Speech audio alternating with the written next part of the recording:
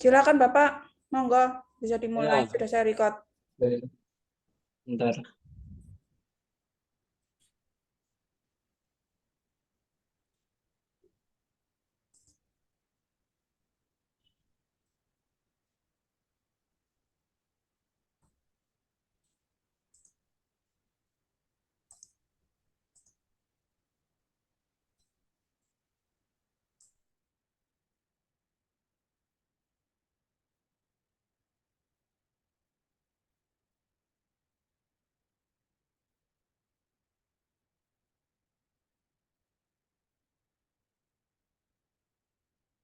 Oke, kita mulai. Assalamualaikum warahmatullahi wabarakatuh. Suaranya jelas. Jelas, Pak.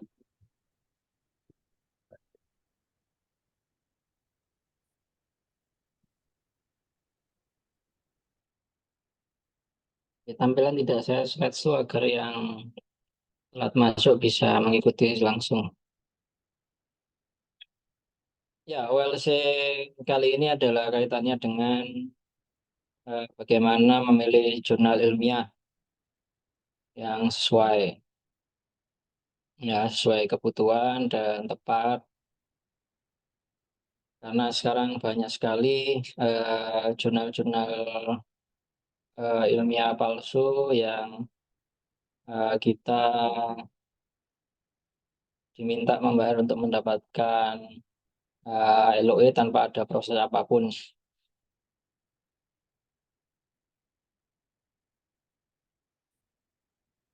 Ya, ya kira-kira nanti kita akan membahas masalah think check submit dan level-level jurnal, lembaga pengindeks, faktor dampak, dan list publisher ternama. Nanti akan berkembang pembahasannya dari daftar di sini. Ya, eh, untuk mengetahui lokasi-lokasi dari jurnal ilmiah, tentunya nggak bisa lepas dari lembaga pengindeks. Ya, jadi lembaga pengindeks itu dia ada banyak sekali dan kita perlu memahami lembaga-lembaga pengindeks itu dan memisahkannya dengan non lembaga pengindeks. Ya, seperti Garuda itu lembaga pengindeks, IWAJ lembaga pengindeks, Google Scholar lembaga pengindeks. Tapi kalau Science Direct itu bukan lembaga pengindeks, tapi dia adalah database dari artikel ilmiah yang digunakan untuk memfasilitasi jurnal-jurnal yang diterbitkan oleh Elsevier.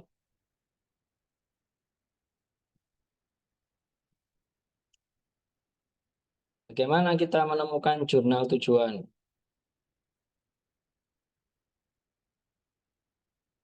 Pertama adalah kebutuhan dari penerbitannya itu adalah untuk apa? Karena eh, masing-masing jurnal ilmiah itu dia memiliki policy-policy yang nantinya akan bersinggungan dengan niat awal kita. Jadi ketika niat awal kita ingin segera terbit saja tanpa ada improvement yang berarti,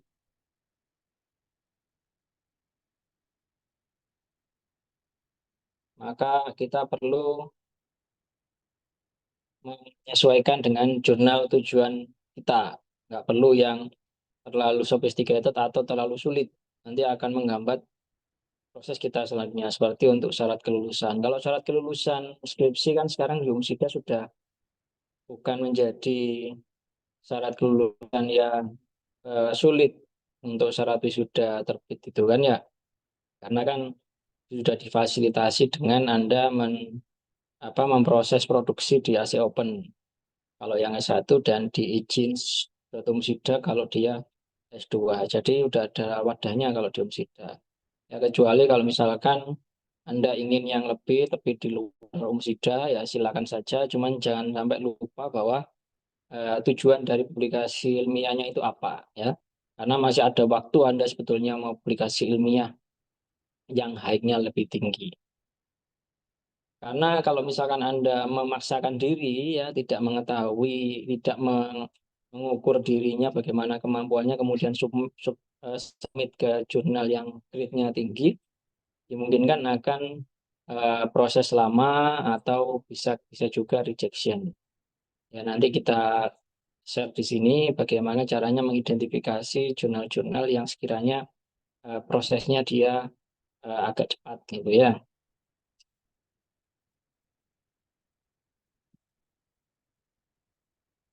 Untuk mempersiapkan diri setelah papernya udah ready, itu pastinya adalah kalau dia berbahasa Inggris pakai online proofreader. Itu Quillbot itu yang paling powerful saat ini ya. Kalau menurut saya, kalau bahasa Inggrisnya sudah ditranslate pakai Google Translate, Anda tinggal meminta Quillbot untuk merapikan, ya, merapikan dengan bahasa akademik atau merapikan dengan bahasa yang native speaker, itu si Quillbot sudah mampu itu ya. Meskipun engine-nya mirip dengan engine-nya GPT, tapi dia ada pengkhususan untuk bahasa. Kalau Anda langsung pakai si GPT, nanti hasilnya tidak sebagus yang dilakukan oleh si Quillbot kalau masalah proofreading. Bisa juga pakai Grammarly, tapi juga sama. Grammarly itu hanya memperbaiki saja, dia nggak bisa menuliskan untuk Anda. Nah, dalam artian paraphrase-kan itu agak sulit kalau pakai Grammarly. Kemudian kalau belum ditranslate ya pakai translator, bisa pakai Google Translate atau DeepL, Deep Language. DeepL ini dia cukup powerful untuk masalah translate karena dia ada engine LLM, language model itu, dan plus yang dikhususkan untuk modelnya untuk translate. Nah, jadi translate-nya itu menjadi lebih rapi dan hasil translate-nya itu dengan kosakata-kosakata terkini. Kalau nanti misalkan toh ada kosakata yang belum tepat, nah Anda tinggal melakukan editing, tapi nggak sebanyak apa namanya itu file yang muncul kalau kita pakai Google Translate. Ya. Nggak banyak kesalahan kalau kita yang muncul pakai Google Translate. Saya lebih suka pakai DeepL. File ini juga kalau kita beli yang Pro, kita bisa upload filenya dan dia mentranslate secara rapi satu file. Itu kalau pakai DeepL. Baru nanti kita perbaiki pakai reference extractor. Kan biasanya minta dimendelikan, minta apa di apa rapikan referensinya. Nah, kalau misalkan Anda sebelumnya belum pakai Mendeley, belum pakai Zotero jadi reference manager, Anda gunakan reference extractor. Ini style.io. Jadi daftar pustakanya itu Anda copy aja dan kemudian Anda taruh tuh di unistel.io. Setelah ditaruh di unistel.io, maka nanti diekspor ke BibTeX. Nah, setelah diekspor ke BibTeX, Anda tinggal import BibTeX-nya ke Zotero atau Mendeley dan baru memproseskan ke paper Anda. Ya. Jadi workflow-nya seperti itu kalau pakai reference extractor. Jadi kita nggak perlu masukkan daftar pustakanya satu-satu ke Mendeley atau Zotero. Cukup diekstrak sama yang AnyStyle.io. Anda juga bisa pakai yang generator layout converter. Bisa skyflow.net atau Overleaf atau Autorea. Ya.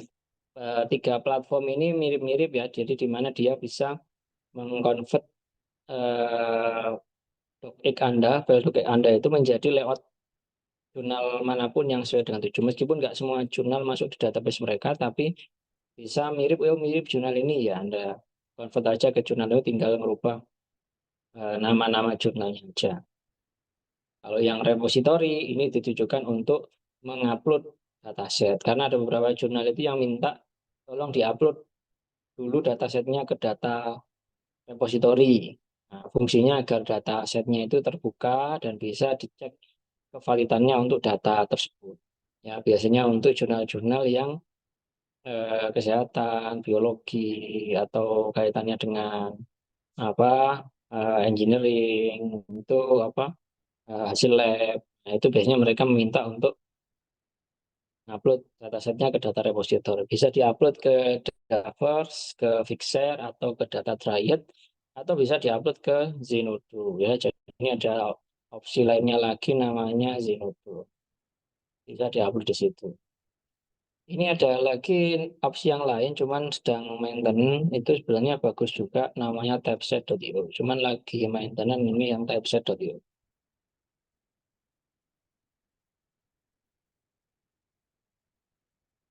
Lantas setelah kita menyiapkan papernya, itu kita nyari jurnalnya bagaimana. Ini bisa dilakukan mencari jurnal dulu baru menyiapkan paper ya.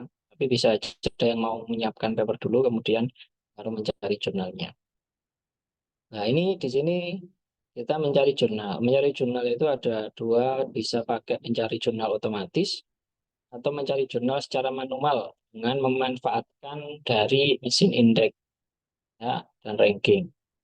Kemudian difilter pakai thinkchecksubmit.org. Thinkchecksubmit.org ini suatu bentuk checklist untuk memastikan jurnal ini jurnal kredibel, bukan jurnal palsu ya. Meskipun kita nanti tambahi dengan beberapa hal-hal teknis yang perlu kita cek kaitannya dengan jurnal ini. Hal yang mesti kita cari pertama kalau di Indonesia itu adalah jurnal terakreditasi ya.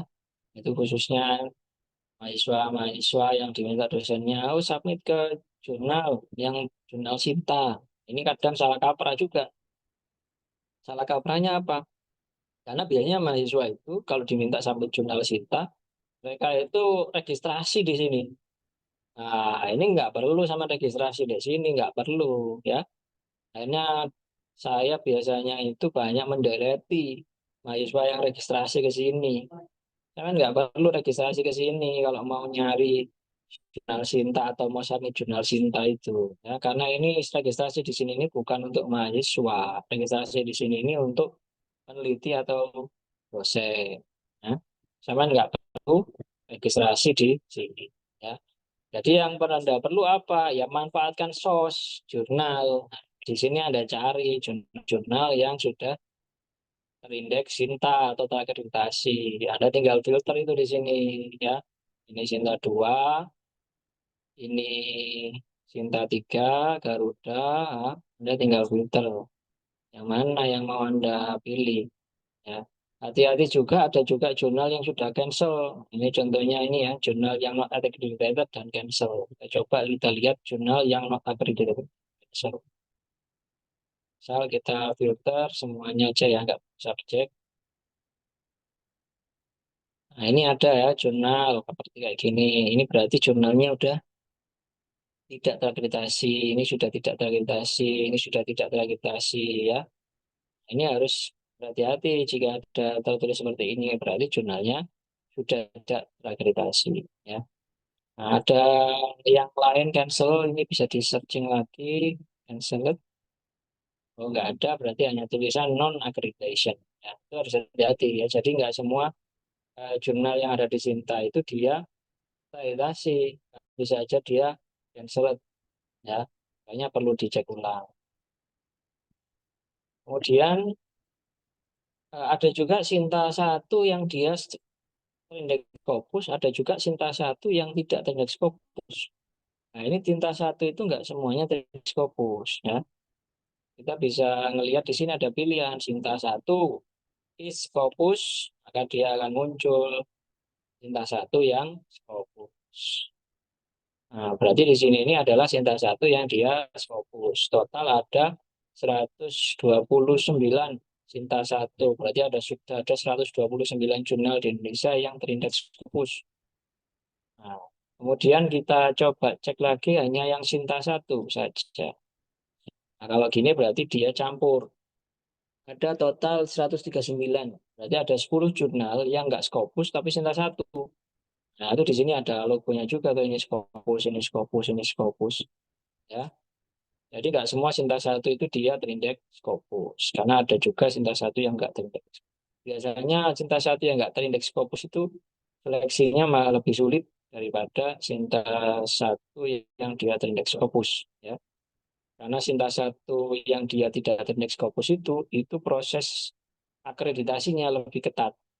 Maka kalau Anda submit ke jurnal yang Sinta satu yang enggak terindeks Scopus, ya siap-siap Anda harus direview dengan ketat atau di reject dengan cepat atau bahkan menunggu lama proses penerbitan.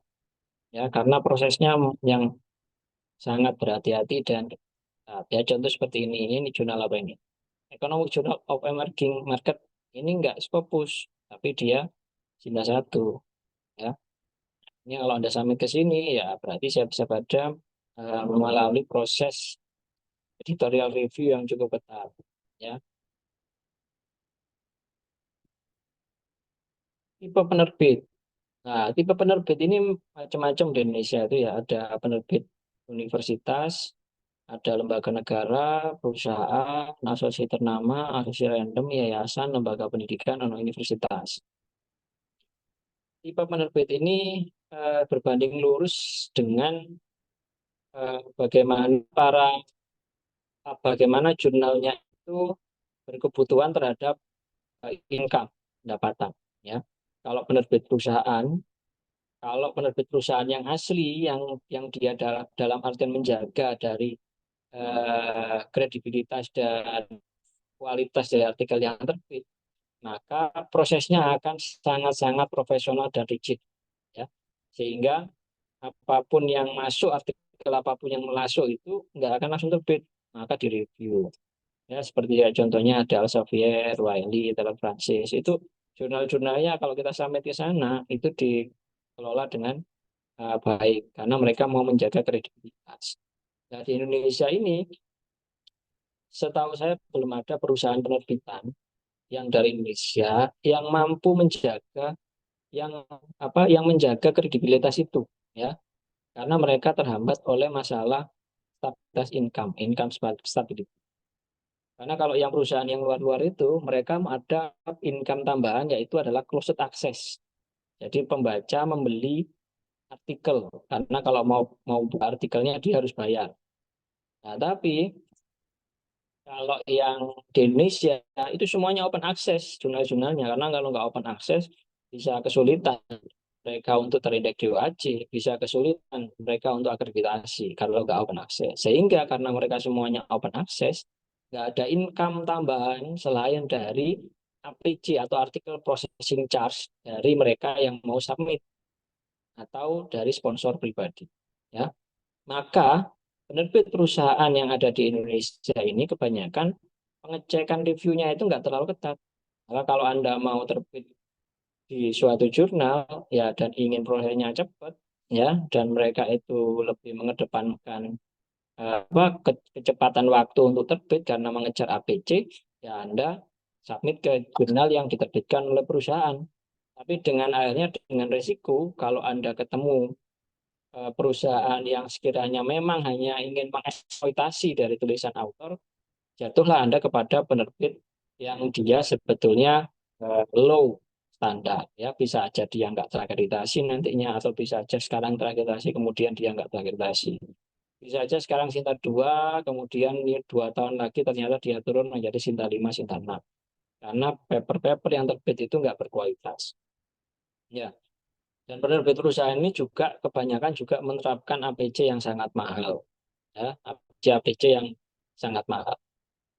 Yang low, yang eh, paling bawah kedua, ya, setelah yang pertama tadi, paling bawah pertama itu perusahaan, paling bawah kedua di Indonesia itu ditempati oleh asosiasi random. Banyak penerbit-penerbit di Indonesia ya. Ini diterbitkan oleh asosiasi yang ujuk-ujuk ada asosiasinya dan kita nggak tahu anggotanya siapa, ini anggotanya dari mana, ujuk-ujuk muncul asosiasinya. Itu bisa kita identifikasi dari website dari asosiasi itu, ya. Kita bisa identifikasi dari member dari asosiasi itu, kita bisa identifikasi dari kegiatan asosiasi itu. Kalau kegiatan asosiasinya itu kebanyakan di newsnya itu adalah kegiatan-kegiatan berbayar, kegiatan-kegiatan yang sifatnya adalah training-training yang sifatnya berbayar, ada kegiatan-kegiatan yang menunjukkan sumbangsi pada keilmuan atau profesi dari asosiasi itu, maka kita bisa jatuhkan itu sebagai asosiasi random yang baru dibuat hanya untuk mendapatkan masukan income. Ya, yang adalah lembaga pendidikan non universitas. Nah, lembaga pendidikan non universitas ini levelnya sama seperti yang penerbit yayasan. Ya, keduanya ini kadangkala itu menerbitkan jurnal yang mereka tidak sesuai dari kepakaran dari lembaga pendidikan non universitas itu, atau dia menerbitkan nggak sesuai dengan visi misi dari institusinya. Contoh misalkan Yayasan X ya bergerak di bidang sosial, ya menerbitkan jurnal masalah engineering, menerbitkan masalah kesehatan, dan seterusnya yang nggak sesuai dengan topiknya dari visi misi yayasan itu.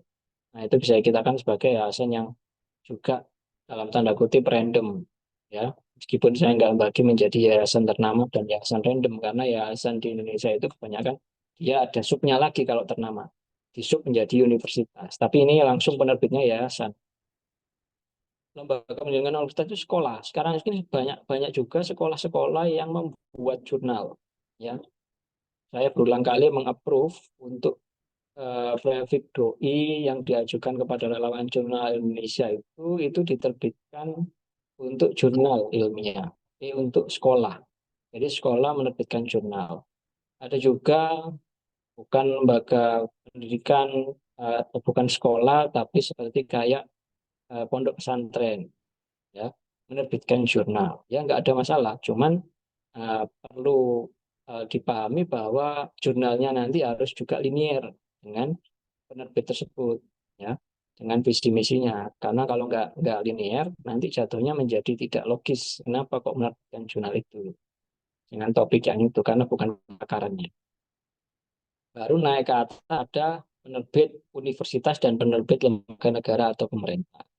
Kalau penerbit universitas itu memang kadangkala mereka akan ada yang sangat-sangat prosesnya mudah. Oh, submit ke sana, nggak perlu review, plagiasi aja langsung terbit. Nah, tapi kalau di universitas ini pasti akan menjaga kredibilitas minimal, tidak akan menerbitkan tanpa ada proses review yang seminimal minimal mungkin. Contoh sesuai skop, plagiasi, karena mereka ingin menjaga kredibilitas dari universitasnya.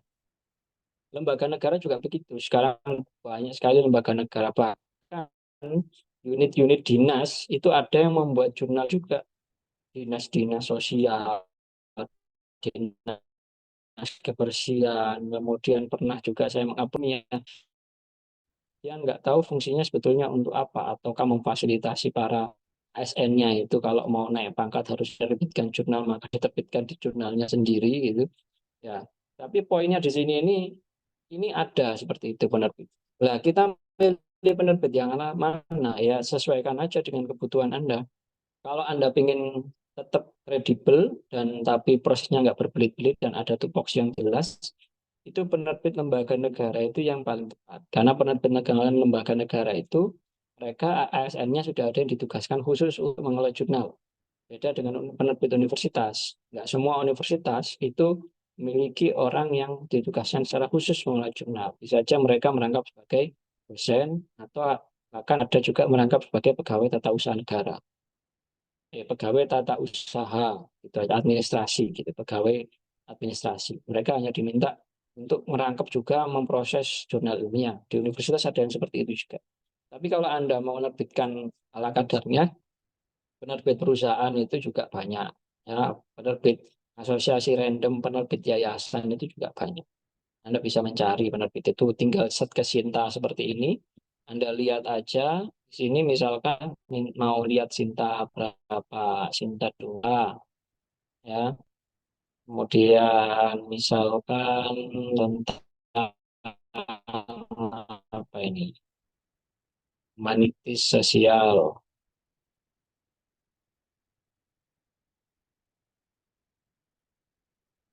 Tapi filter,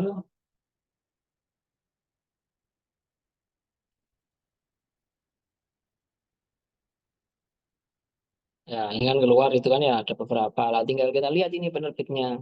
Nah seperti ini nih. Jurnal Reksfinding, Media Pembinaan Hukum Nasional, BPHN, Kemenkumham. Lah kayak gini ini prosesnya sudah ada SOP-nya jelas mereka. Ya, sudah ada SOP-nya, sudah ada yang ditugaskan. Jadi prosesnya itu tiap hari mereka memang berkutat masalah si jurnal ini. Maka Anda bisa nyoba sampai ke sini kalau ingin yang responnya cepat. Karena kalau mereka nggak respon cepat, bisa kita laporkan aja ke ombudsman gitu kan. Sama kalau kita ngurus KTP nggak cepat. Kalau cepat sama kita kalau ngurus perizinan lelet, nggak ada SOP yang jelas gitu kan. Itu sama juga jurnal-jurnal yang diterbitkan oleh lembaga negara ini.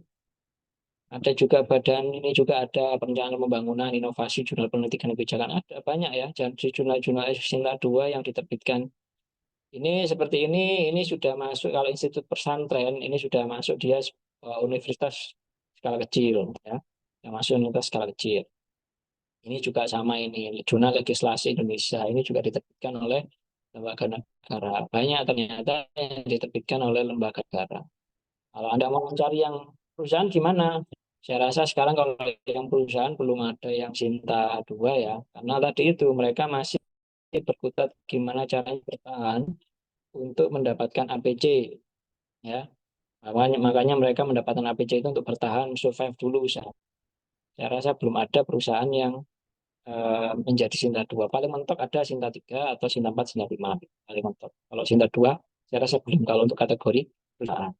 Kalau asosiasi random saya belum cek, tapi nanti Anda bisa cek sendiri ya, masing-masing filter, filter dua Anda cari yang perusahaan atau yang diterbitkan oleh asosiasi yang random ya. Kalau Anda ingin prosesnya dia cepat. Cuman hati-hati ya, hati-hatinya apa? Karena sekarang ini banyak yang fake URL. Dalam artian ketika kita klik misalkan ini ya, International Journal of Pedagogy and Teacher Education. Kalau kita klik websitenya di sini, ini kan mengarah itu langsung ke website jurnalnya. Nah, ada sekarang modus mereka itu membuat domain, domainnya itu seolah-olah domainnya web jurnal ini, padahal bukan jurnal ini. Makanya kalau Anda itu ditawari oleh seseorang, terbit di sini Sinta 2 cepat 3 hari, bayar sekian juta. Kemudian ditunjukkan webnya web X begitu, ya, dan ternyata webnya itu nggak sama dengan yang muncul di Sinta, berarti dia penipu. Ya. Bisa juga ada juga modusnya seperti ini. Anda dibuatkan LOA palsu, Anda diminta submit. Ketika submit, kemudian dibuatkan LOA palsu, Anda sudah konfirmasi ke pengelola jurnal aslinya lewat email. Kok punya saya nggak terbit-terbit? Padahal saya sudah bayar lah. Di sana ternyata pengelola jurnalnya nggak tahu masalah deal Anda dengan orang tersebut. Ya, masalah LOA. Karena LOA kertas satu kertas itu kan bisa dimodifikasi siapapun. Siapapun bisa bikin LOA itu ya pakai PDF kreator apalagi zamannya sekarang AI itu ya, semuanya bisa di makeover fake LOA. Ya, makanya LOA yang paling tepat itu bukan satu lembar itu, tapi LOA yang paling tepat adalah screenshot ada OJS yang menandakan Anda sudah production. Maka kalau itu belum terjadi, ya berarti Anda belum accepted, belum proses terbit, belum lancar ada di jurnal itu. Jadi bukti yang tepat adalah di OJS-nya Anda submit sendiri dan ada proses di situ dan ada berubah menjadi production atau berubah menjadi archived published bahwa dia sudah terbit ya di OJS-nya. Kalau masih submission gitu ya berarti Anda baru submit ya, belum nyatakan terbit apalagi buktinya cuma satu lembar PDF LOA ya yang bisa diajukan siapapun. Sekarang banyak kejadian itu seperti itu. Ada yang kemarin udah bayar 1,5 juta dinyatakan ke Sinta 2 ternyata dia kena tipu seperti tadi. Ya, jadi harus hati-hati masalah untuk penerbit ini. Ya, jangan sampai Anda terkena modus penipuan seperti yang saya sampaikan tadi, atau Anda keliru untuk mengidentifikasi website-website jurnal. Ya, pastikan websitenya sesuai dengan yang ada di Sinta. Ya, pastikan websitenya sesuai dengan yang ada di link ini. Ya, website. Kalau toh memang jurnalnya migrasi, misalkan dari awalnya IAIN menjadi UIN, ya nggak ada masalah. Toh yang web baru itu UIN ACID, yang berarti di situ adalah web dari universitas. Tapi kalau webnya itu sudah win.or.cc.acid gitu, .go, nah, itu sudah nggak bisa. Dalam artian itu nggak otentik untuk domainnya. Ya, domainnya harus otentik ya langsung ACID gitu kan kalau diterbitkan oleh siapa universitas otentik menjadi go.id Kalau dia memang diterbitkan oleh lembaga negara. Ada juga memang jurnal diterbitkan universitas yang nggak ACID, bisa juga dia .id, .org atau .com ya. Tapi Anda harus memastikan link itu sesuai dengan yang di sini ya. Anda harus sekali lagi memastikan link itu sesuai dengan yang di sini. Kalau itu nggak sesuai dengan yang di sini, ya bagaimana nanti ini bisa masuk ke sini ya. Nah, itu yang harus Anda perhatikan. Kemudian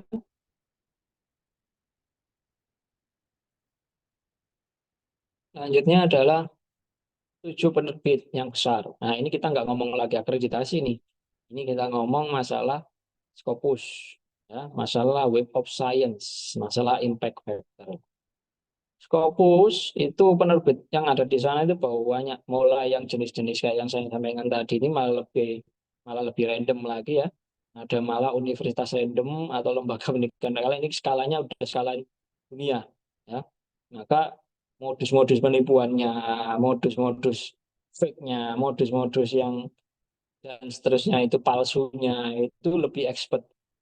Nah, agar lebih aman, maka submitnya itu hanya ketujuh ini ya, yaitu universitas yang kita tahu jelas asal usulnya seperti tadi identifikasinya ya, atau submitnya ke asosiasi yang ternama yang kita jelas identifikasinya, atau ke penerbit yang memang besar, yang saking besarnya dia sampai sampai dia berkomitmen untuk menjaga kredibilitas, agar nggak turun kredibilitasnya dan income-nya pasti juga turun karena bergerak di bidang penerbit ilmiah itu dia harus mengedepankan kredibilitas.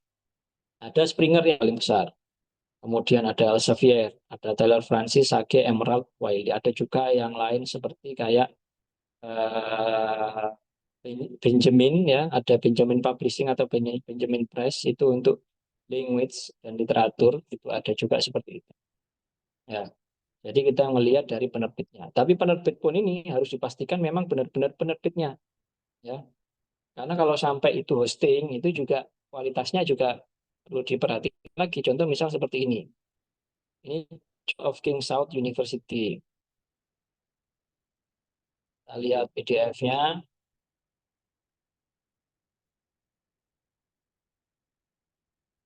Nah, ini ada tulisan di sini ya.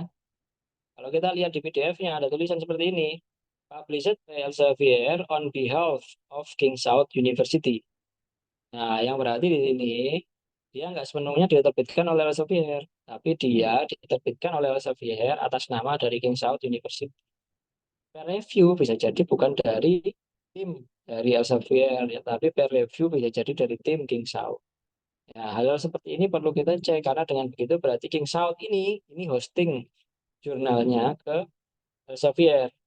Nah, kalau terjadi seperti itu bisa jadi eh, eh, prosesnya nggak melalui proses yang otentik dari penerbit Elsevier. Nah, kalau hal seperti itu terjadi, bisa aja nanti dimungkinkan eh, jurnal ini bisa aja discontinue dari Scopus atau dikeluarkan dari Scopus atau cancel dari Scopus ya. Kalau misalkan dia memang prosesnya enggak sesuai. Jadi dia terbitkan Elsevier ada di Elsevier itu belum tentu dia memang 100% diterbitkan Elsevier ya. Jadi harus diperhatikan juga resikonya kalau itu di hosting oleh Elsevier. Ya, sebagaimana sebelumnya itu ada yang namanya high ranking, ada low ranking, ada predator jurnal, ada fake. Nah, kalau yang fake itu ya tadi corporate ya. Corporate-nya itu dia tadi bisa aja apa namanya itu hanya mengandalkan pada APC. Karena kalau jurnal ilmiah yang asli ada proses review. Lah kalau yang di sini dia nggak ada proses review, dia corporate submit meskipun itu plagiasi atau apa, wes pokoknya online online online online plagiasi 50%, 70% online aja dia. Jadi nggak ngelihat itu plagiasi atau bukan, nggak ngelihat itu kerjakan AI atau bukan, nggak ngelihat itu dia kerjaan orang lain yang diklaim atau bukan, langsung online asalkan bayar. Ini ada fake jurnal sebetulnya. Fake jurnal ini kebanyakan pasti mereka nggak terindeks dimanapun, pasti nggak terakreditasi. Ya. Nah, jurnal-jurnal yang hanya ber-ISSN, ada jurnal-jurnal yang mencantumkan penerbit apa indexing-indexing abal-abal, nah itu kebanyakan fake jurnal. Tapi ada juga itu predatory jurnal yang dia itu berbayar, tapi review nggak terlalu rumit, ya. Yang penting bayar, tapi ya bisa aja itu ada terjadi. Ada juga yang low ranking kayak tadi ya, jurnalnya memang terindeks, jurnalnya terakreditasi, tapi reviewnya nggak terlalu ketat-ketat amat. Ya, Anda cuma dikasih minta sesuaikan beberapa kata, beberapa topik apa section pembahasan diganti seperti ini, diganti seperti ini, Anda langsung terbit. Nah, kalau yang high ranking itu mereka ngeceknya sampai ada kenapa kok dengan data seperti ini muncul seperti ini, kenapa kok hasilnya seperti ini padahal metodenya ini. Nah, itu pengecekan biasanya oleh high ranking jurnal. Nggak lagi ngomong masalah plagiasi karena plagiasi itu di awal sudah mereka udah cek. Jadi mereka plagiasi lolos, review substansi juga harus lolos. Nah, kalau yang low ranking, dia bisa aja cuma plagiasi dan sama ke tata bahasa. Kalau yang predatory jurnal, dia ya cuman sesuai apa plagiasinya aja, oke, lolos, lolos. Fake jurnal nggak ada dicek apa-apa, langsung lolos aja dia. Nah, kemudian selanjutnya mesin pencari. Nah, ini ada juga mesin pencari di sini. Ini untuk mereka yang mau submit di jurnal yang indeks Scopus. Ya, kalau mau terbit ke jurnal yang terakreditasi itu lokasinya bukan di sini, tapi bisa juga kalau yang mau terakreditasi itu, yang terakreditasi itu Anda mencarinya di sini, jurnal stories AI, ya. Nah, jurnal stories AI ini yang saya buat bersama dengan rekan-rekan di Relawan Jurnal Indonesia. Ini tujuannya untuk mengindeks jurnal-jurnal di Indonesia dan bisa difilter berbasis pada bulan terbit, apakah mereka itu apa galak atau tidak viewernya gitu kan. Ini bisa dibuka di journalstories.ai. Nah, bagaimana cara menggunakannya? Ya, kita pertama kalau mau nyari jurnal, ya masukkan aja dulu jurnalnya. Misalkan Anda mau jurnal yang semuanya dulu, bisa diklik yang di sini ya. Kalau soal bingung mau nyari jurnal apa, Anda bisa langsung melakukan filtering by page seperti ini. Kalau misalkan Anda mau nyari jurnalnya yang nggak terlalu ketat, yang mana kira-kira ya? Nah, di sini ada yang namanya policy basis. Ada Monstrous Journal, Angel Journal, Shadow Journal, Hardworker Journal, Capitalism, Socialism, Hero Journal. Nah, Anda tinggal milih yang mana. Kalau Monstrous ini, dia ini sangat-sangat ketat. Ya, udah bayarnya mahal, reviewnya ketat. Ini Monstrous Journal. Kalau Angel Journal, dia ini nggak terlalu ketat, ya, bayarnya juga nggak terlalu mahal gitu. Nah, ini ada juga yang Hero Journal ini malah zero ya, makanya disebut hero pahlawan. Nah, coba kita klik yang Hero Journal. Nah, itu acceptance rate-nya 90%. Auschwitz Jurnal Pajakan. Ini meskipun di Universitas Serang Raya, tapi acceptance rate 90% ini dia. Teknologi terapan GITEK April Oktober ini 90% di acceptance rate. Ini bahkan 100% di SIP acceptance rate-nya 80%. Nah, ini memang benar-benar angel jurnal. Tinggal melihat dia APC-nya berapa, ada APC-nya enggak. Kalau angel itu kayaknya masih ada APC-nya kalau angel. Iya. APC, APC, yes. Ya, masih ada APC-nya kalau angel ini. Kalau yang hero itu dia nggak ada APC-nya. Angel ini masih ada APC-nya. Nah, dari sini Anda bisa memfilter nih jurnal-jurnal yang sekiranya, ya, atau kalau mau nyoba jurnal yang monstrous, nah, lo bisa milih yang di sini, monstrous jurnal. Ingin nyoba ngecek, ya. Oh, belum selesai ini filternya. Oh, ya, bisa. Oh, ini ada Monsu Nitano. Ini jurnal Education Science ST 10%, 10%, 7%, 12%, 10%, 15% acceptance-nya. Ya, ini jurnal yang itu ya apa namanya itu ketat-ketat. Ya, itu Anda bisa menggunakan ini namanya jurnal stories.ai. Di situ juga ada tulisannya ini sudah terakreditasi atau tidak. General Based saya bisa masukkan di sini, jurnal stories.ai. Kalau yang ini sudah nggak bisa kita pakai.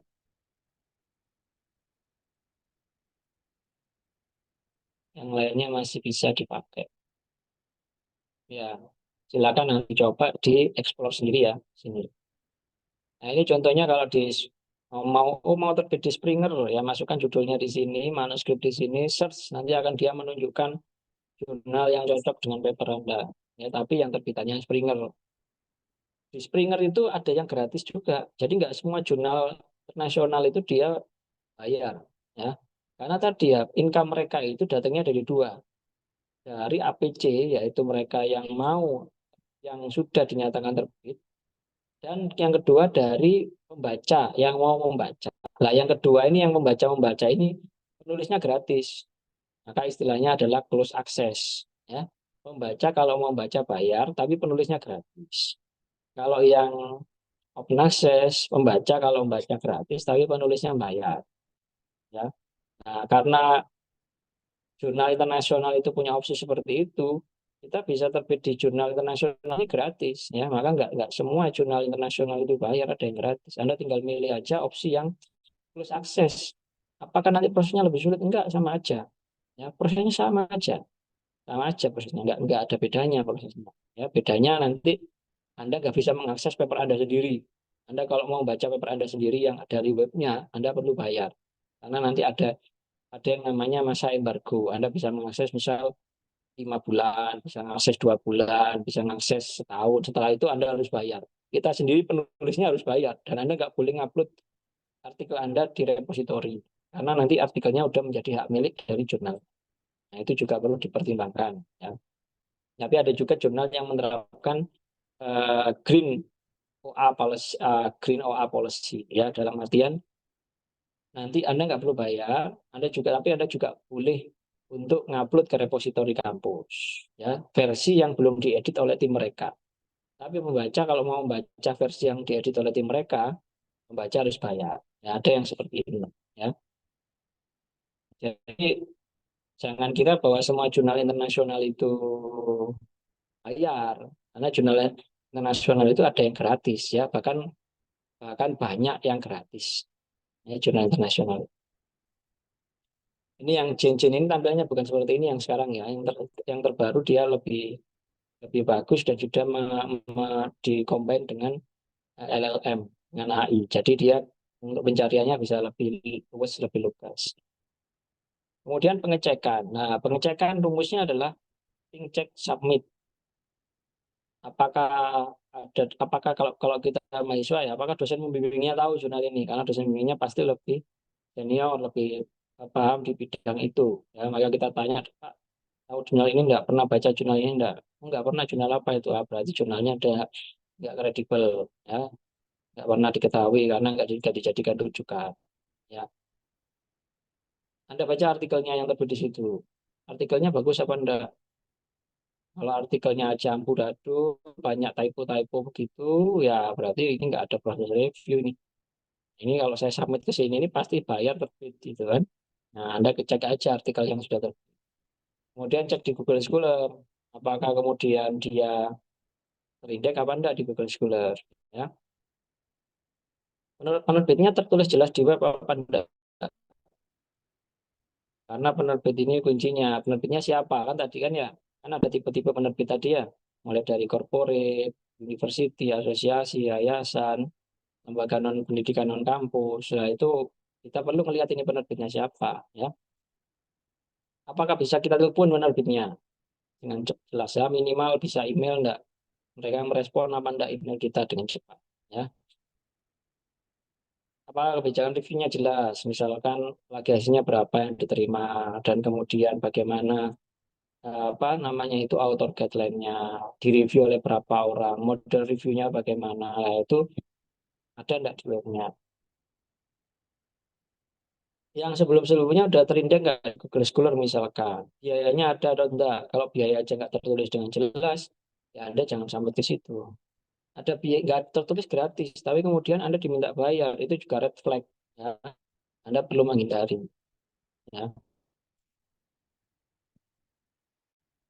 editorial boardnya kira-kira dosen membimbing Anda ada yang kenal enggak temennya atau bagaimana, sehingga bisa dikonfirmasi itu jurnalnya bagaimana, oke enggak sama pembimbingnya.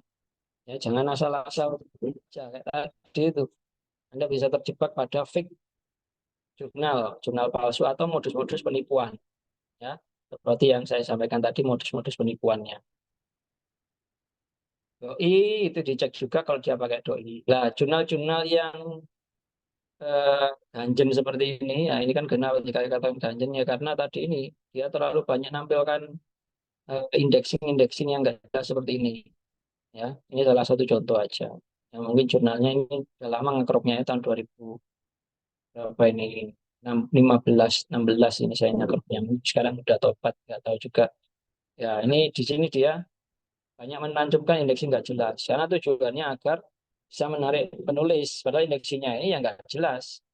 Ya, ada juga yang ngapain juga nyantumkan yahoo.com kan gitu kan. Nah, itu kan bukan indexing. Ya. Nah, Anda ya fokus pada indexing yang percaya tadi aja. Ada terindeks Garuda apa enggak, terindeks Google Scholar apa enggak, terindeks Dimension apa enggak, terindeks Scopus, terindeks Sinta akreditasi atau enggak. Ya, itu aja fokusnya. Nggak perlu ngeliatnya terindeks banyak, tapi nggak jelas semua indeks. Ya. Yang ganjil seperti ini juga justru yang harus diwaspadai.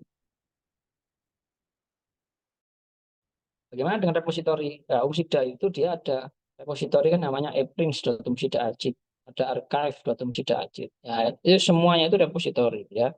Jadi bukan tempat dinyatakan belum dinyatakan terbit kalau sekedar online di repositori itu. Karena ada istilahnya preprint dan ada istilahnya postprint. Postprint itu kan tadi kan ya kita terbit submit ke jurnal yang dia gratis. Kemudian kan close access. Nah, ini ada kebijakan yang namanya green open access. Mereka akhirnya menerapkan kebijakan Anda boleh menaruh sebagai preprint atau artikel yang belum diedit oleh tim kita. Tapi ada juga yang membolehkan postprint, berarti artikel yang dia diedit oleh tim kita Anda boleh taruh dimanapun lokasi Anda berada. Nah, itu kebijakan postprint. Ya. Nah, kalau kebijakan seperti itu ya Anda masukkan ke repository manapun ya terserah Anda. Questionnaire jurnal yang lain ya seperti ini ya. Kenapa ini questionnaire jurnal? Karena mencantumkan impact factor yang belum jelas impact factornya dari mana. Nah, kalau impact factornya di sini ini dari Web of Science, Clarivate, nah maka itu valid. Tapi kalau impact factornya ini dari lembaga impact factor yang nggak jelas ya asal usulnya, maka sebetulnya itu nggak valid ya. Maka kalau dia berniat mencantumkan seperti ini, memang niatnya hanya untuk memfasilitasi penulis-penulis yang tidak kredibel, penulis-penulis yang ingin terjebak pada jurnal yang tidak kredibel, ya. Bukan penulis yang tidak kredibel ya, tapi ingin terjebak pada jurnal yang tidak kredibel. Karena penulis menganggap oh, jurnalnya punya impact factor.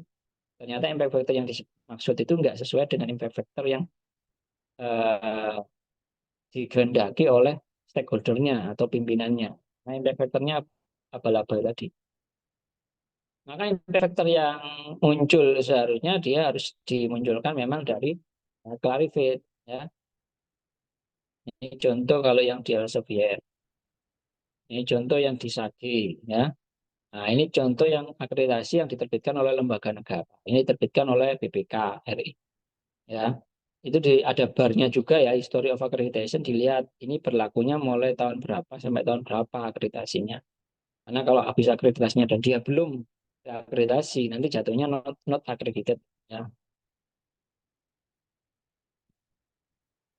Kalau mau mencari Sinta, jelas ini webnya yang tadi ya. Nah, kalau nyari Scopus, itu jangan di Skimagonya. Nyarinya di sini, di scopus.com/source. Nah, ini nyarinya di sini, kalau mau nyari Scopusnya. Nah, baru kalau kita udah nemu lokasi ini yang akreditasi udah clear, saya rasa ya. Sekarang kita masuk ke yang Scopus.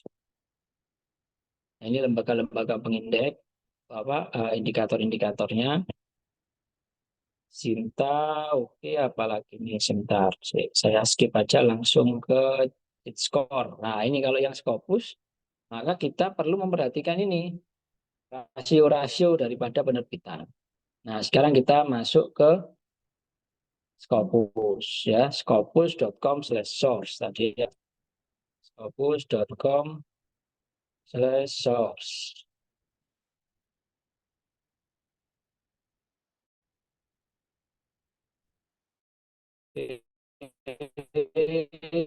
Kita continue. Omnya clear, kurang kok. Oke, sudah. Oke, di sini ada hasil list. Ada 45.806 jurnal yang dia terindeks Scopus. Nah, sekarang kita mau ngecek, misalkan saya mau mencari yang Q1, Q2, Q3, Q4, terus sebetulnya tidak menunjukkan jurnalnya ini susah atau gampang, enggak ya. Karena bisa aja jurnal Q1 itu dia mudah, jurnal Q4 malah susah. Ya, karena yang Q4 itu dia mau naik ke Q2, Q3 itu dia ingin jurnal artikel yang berkualitas. Maka dia akan memfilter sekuat mungkin agar artikel yang terbit itu berkualitas, agar dia bisa naik ke Q2, Q1. Tapi ada jurnal yang sudah Q1, Q2, di mana dia itu ingin menaikkan oplah. Ingin menaikkan, bukan oplah, menaikkan kuantitas artikel yang diterbitkan. Kenapa? Karena mereka menganggap citasinya udah cukup untuk menaikkan artikel yang mau diterbitkan, sehingga pendapatannya lebih banyak. Nah, makanya kita perlu melihat juga dari rasio. Ya. Rasionya bagaimana? Ya, rasio dari artikel yang terbit. Nah, contoh misalkan kita mau lihat Q1. Q1 jurnal.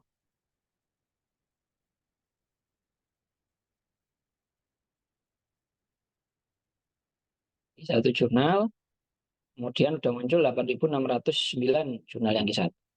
Nah, sekarang kita lihat ini. Ini di sini ada citasinya 309, ada citasi sama dokumen.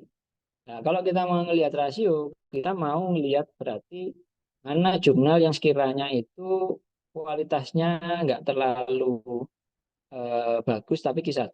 Atau dia kualitasnya sudah terlalu bagus tapi dokumennya masih sedikit dan tiap tahun bertambah.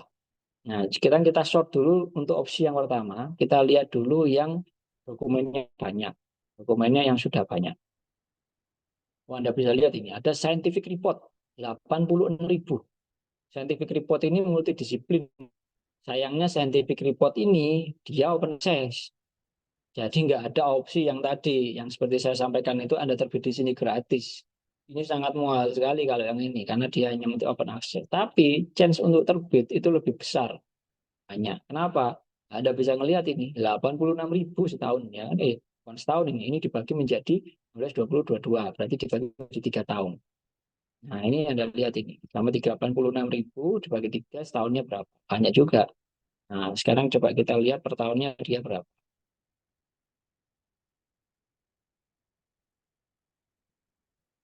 Nah, per tahunnya dia kisaran 20 ribuan. Ya, ini di bulan Januari aja udah 1.100 dia kan.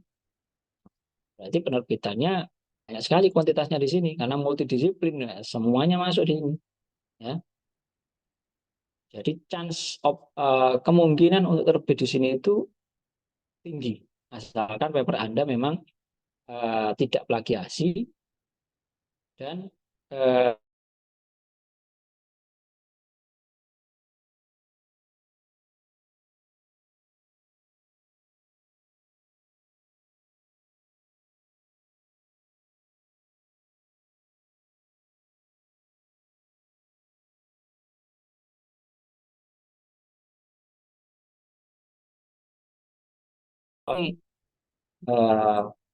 apa tinggi ya untuk uh, kemungkinan acceptance-nya.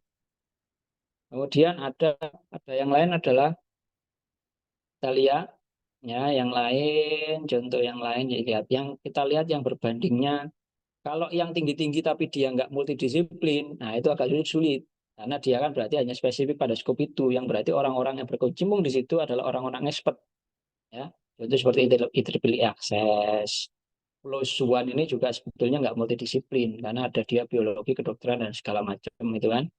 Nah, sustainability ini dia multidisiplin sebetulnya ini, makanya dia ada kalanya nggak terlalu ketat juga. Nah, Ya, makanya kita ngeceknya di sini. Nah, kita melihat sekarang yang citasinya lebih sedikit dari jumlah terbitan. Ada enggak? Nah, kalau sampai ada, nah, berarti dia adalah eh, kemungkinan untuk low quality-nya lebih tinggi. Sekarang kita melihat dari situ dari mana? Ya, kita ambil dari dokumen terbanyak. Dokumen terbanyak tapi citasi sedikit. Atau citasi sedikit aja. Kita balik. Ya, mainannya di sini aja sebetulnya ngeceknya. Nah, kita cek. Kalau yang sedikit-sedikit seperti ini ya sangat-sangat sulit ya mereka berarti posisinya. Tapi ada juga yang jurnal memang mati suri, maka dia terbitnya setahun itu sedikit atau dia pernah setahun nggak terbit. Maka kita perlu memperhatikan banyak hal ketika mau submit. Ya, nih ya. Jadi kita perlu ngecek di sini. Silakan nanti mengeksplorasi sendiri, membandingkan jumlah terbitan dengan jumlah dokumen dengan citasi. Nah, ini 70 berbanding 31. Yang kayak gini ini sudah kelihatan ini. Oh, ini ada apa ini? Kok 70 31 di sini ini berhenti dia. Maka kita bisa mencoba untuk submit di sini. Perhatikan juga selain itu adalah topik dari paper kita. Kalau topiknya tadi itu dia misalkan Anda membahas terkait dengan green economy atau membahas terkait dengan environmental lingkungan, ya Anda cari yang topik skopnya spesifik lingkungan saja, jangan yang multidisiplin ekonominya atau jangan yang ekonomi secara luas topiknya di jurnalnya itu. Cari yang memang jurnalnya khusus untuk terbit eh, green economy, khusus terbit lingkungan. Maka chance kemungkinan di accept itu lebih tinggi daripada Anda submit yang di terlalu luas cukupnya ya. Misal ekonomi secara umum begitu ya. Karena nanti saingannya banyak untuk terbitnya.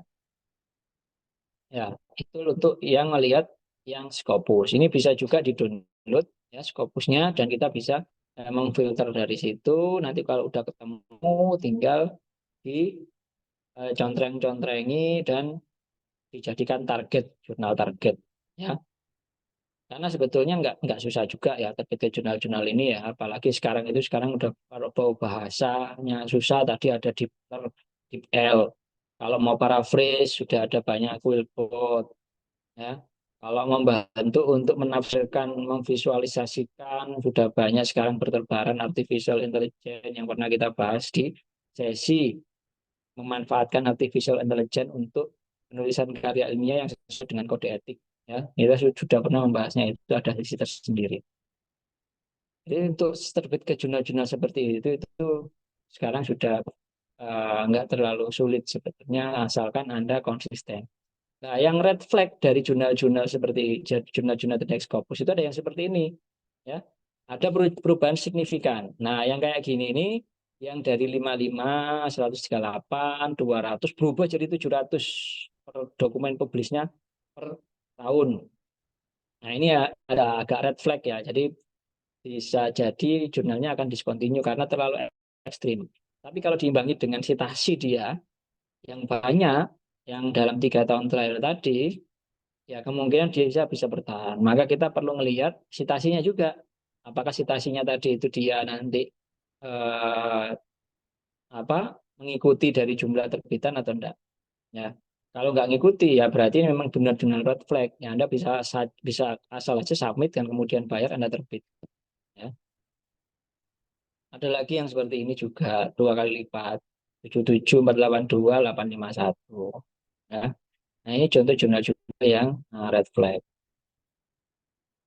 Oke, ya nyarinya ya seperti tadi ya sarannya ya pastikan dulu mau nyari jurnal yang kayak gimana ini, mau nyari yang high ranking atau enggak gitu. Kalau mau yang asalkan cepat terbit tapi terindeks Scopus ya cek dengan cara yang tadi ya memastikan seperti tadi. Saya rasa cukup dari saya. Kalau misalkan ada pertanyaan silakan. Terima kasih. Assalamualaikum warahmatullahi wabarakatuh.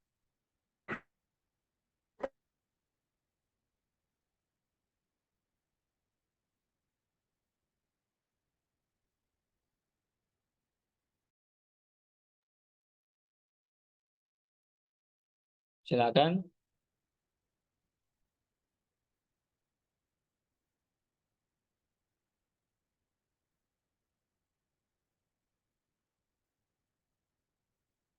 Sudah cukup.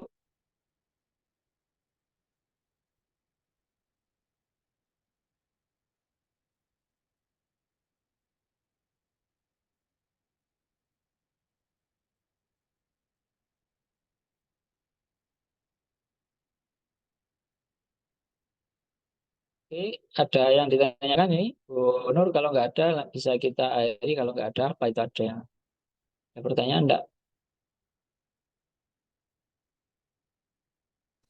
Belum ada. Belum ada berarti kita akhiri saja. Nanti tanya langsung.